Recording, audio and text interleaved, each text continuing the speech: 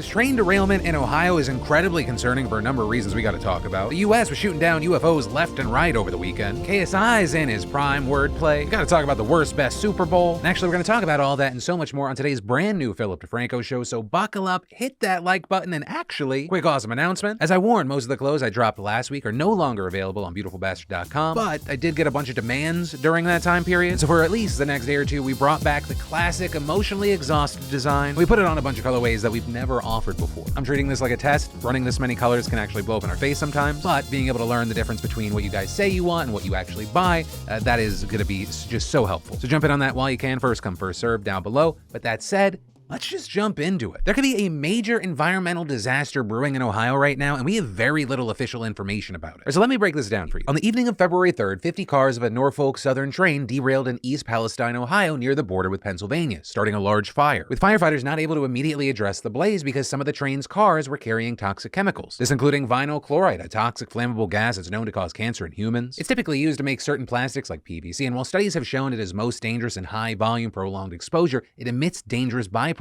when ignited, with one of the most concerning byproducts being phosgene, a chemical that was literally weaponized in World War I and can cause vomiting and breathing trouble, and another being hydrogen chloride, which can irritate the skin, eyes, nose, and throat. So with this, you had Ohio officials announcing that they would be doing a controlled release of vinyl chloride to prevent a more dangerous situation, with Ohio Governor Mike DeWine explaining in a statement last Monday, the vinyl chloride contents of 5 rail cars are currently unstable and could potentially explode, causing deadly disbursement of shrapnel and toxic fumes, and going on to say that the controlled release process involves the burning of the rail cars' chemicals, which will release fumes into the air that can be deadly if inhaled. So as a result, all the residents in a 1 by 2 mile radius were told to evacuate or face arrest. This including the nearly 5,000 residents of East Palestine, as well as others in Pennsylvania's Darlington Township who were within the blast zone. But honestly, being arrested would probably be the least of someone's worries if they actually tried to stay, with DeWine warning they could face death or be at a high risk of severe injury, including skin burns and serious lung damage. And later that day, we saw officials conducting that controlled release, which caused a very alarming looking plume that was so thick it was recorded by the satellite of the National Weather Service Cleveland. But by Monday, the Norfolk Southern Railroad said that the release had been completed successfully. And on Wednesday, you had a representative for the Environmental Protection Agency saying it was collecting air samples, and all of the readings we've been recording in the community have been at normal concentrations, normal backgrounds, which you find in almost any community. DeWine also echoing that in a statement the same day, informing all evacuees they could return home and saying, air quality samples in the area of the wreckage and in nearby residential neighborhoods have consistently showed readings at points below safety screening levels for contaminants of concern. Based on this information, state and local health officials determined that it is now safe for community members to return to their residences, and saying that air monitoring will continue and that residents can have the air in their homes as well as the water in private wells tested for free. So by all official accounts, everything's totally fine. But many residents were understandably wary, especially amid reports of lingering negative effects. And a key thing I really want to hit on is that this situation is very weird and sticky right now, because a lot of the reporting here is coming from unverified claims circulating on social media, but also official sources have been oddly quiet about addressing these stories or even really providing follow-ups. But so with that said, we've seen reports of livestock and wild animals becoming sick and even dying since the derailment, though again, many of those claims come from unverified sources and pictures on social media. But also, an official did confirm that dead fish had been spotted in nearby waterways, with the EPA also saying some of the chemicals carried by the trains had seeped into the waterways and were immediately toxic to fish. But they also claimed it had taken actions to minimize that and that drinking water was protected. Meanwhile, residents have told news outlets about lingering odors, with one telling the Washington Post that on some nights the air smells like an over-chlorinated swimming pool and his eyes burn. And so some residents who have the ability to go elsewhere have opted not to return to their homes for the time being, with one telling the Post, the amount of chemicals that were spilled and burned don't simply just go away. I don't believe there is any way to know the full effect until enough time passes, and that just isn't worth the risk. And here's a key thing, that is not a concern of just some random Joe Blow. That concern has also been echoed by experts who say that any residual chemical emissions pose a danger to people in the area, with Dana Barr, professor of environmental health, explaining, if you have a very small amount of vinyl chloride that was present in an area, it would evaporate within minutes to hours at the longest. But the problem they're facing here is that it's not just a small amount, and so if they can't contain what gets into the water or what gets into the soil, they may have this continuous off-gassing of vinyl chloride that has gotten into these areas. And adding, I probably would be more concerned about the chemicals in the air over the course of the next month. Other experts have also voiced their worries about the possibility that the plume may have created dioxins, which are formed from burning chlorinated carbon materials. Right, and very notably, not only are dioxins actually worse carcinogens than vinyl chloride, they stay in the ground and body for years. And in addition to dioxins, some leaders in public health have also flagged the possibility of uncombusted vinyl chloride vapors hanging around the area. This including Dr. Lynn Goldman, the dean of George Washington University's School of Public Health, saying, until there's been a thorough assessment, the soot, as well as any other materials, should in my opinion be treated as contaminated by vinyl chloride and or dioxins. toxins, or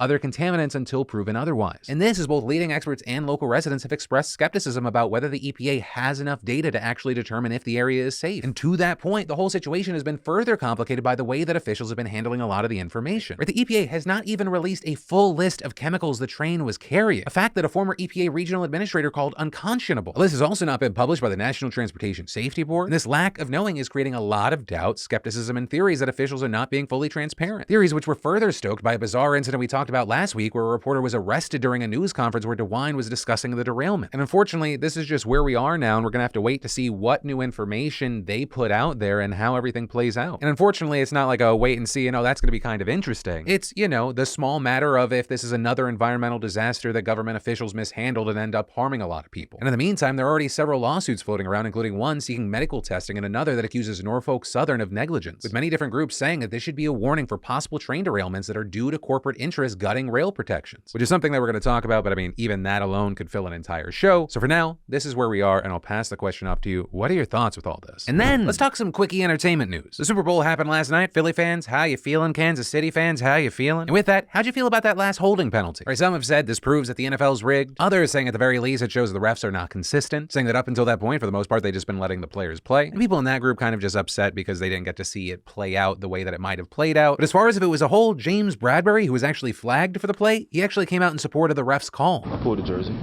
they called holding.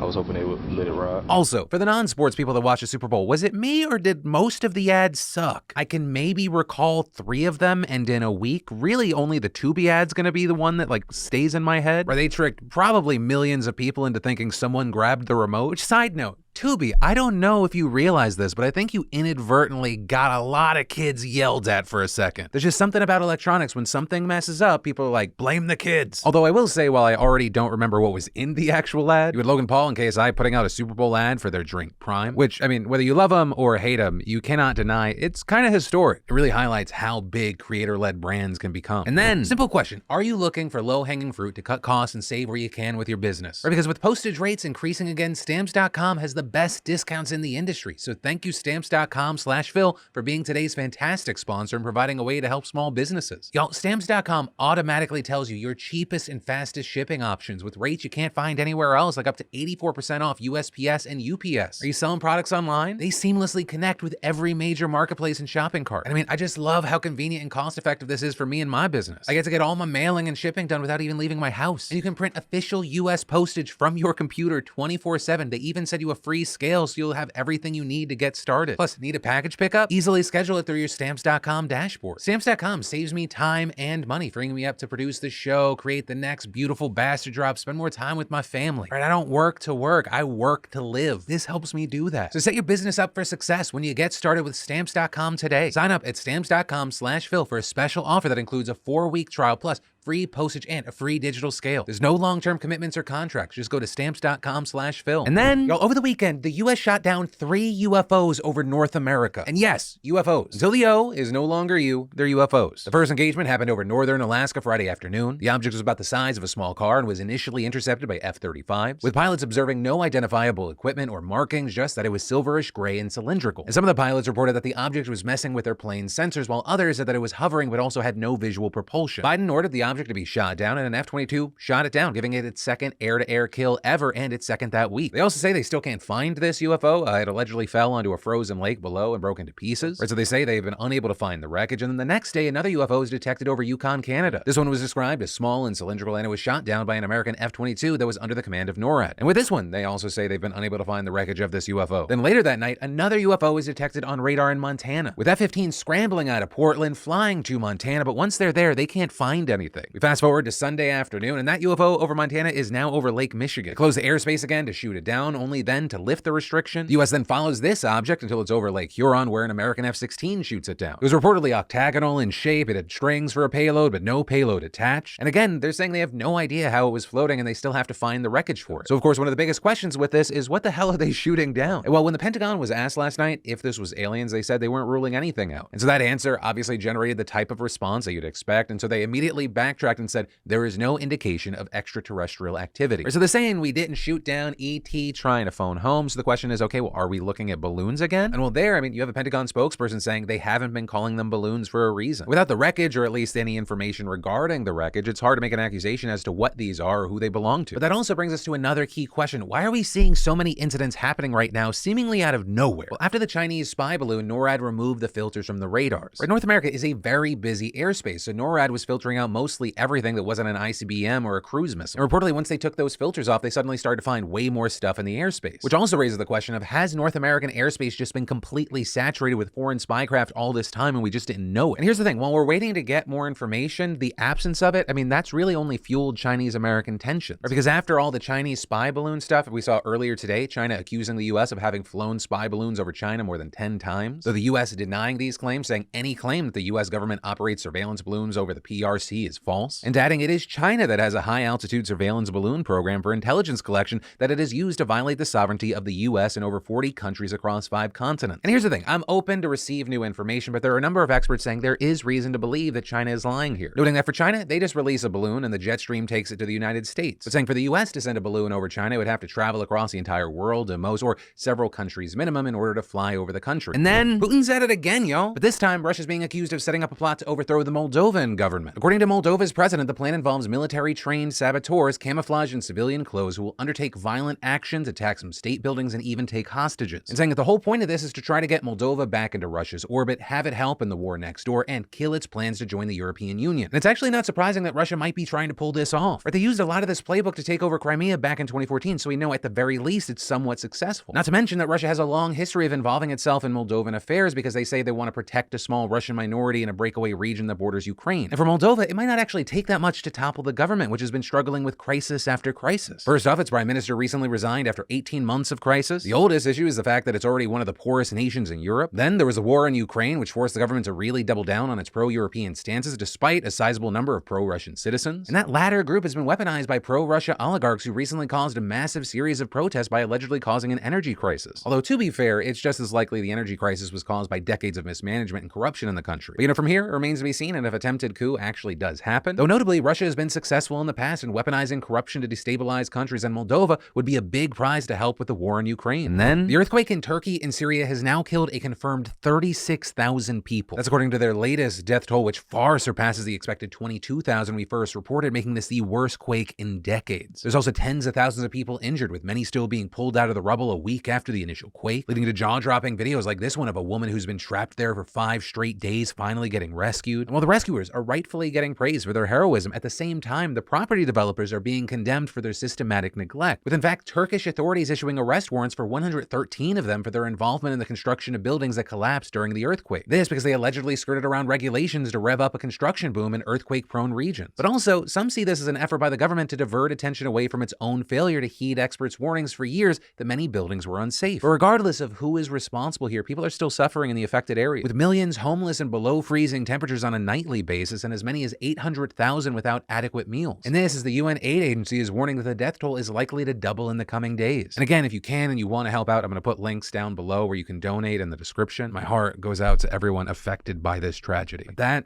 is where I'm going to end today's show. As always, thank you for being a part of these daily dives in the news. On days where we have to end like this, I just want to say again, if you have someone in your life that you care about, let them know, hold them close, say I love you. You never know what's coming around the corner. But on that note, my name's Philip DeFranco. You've just been filled in. I love yo faces, and I'll see you tomorrow.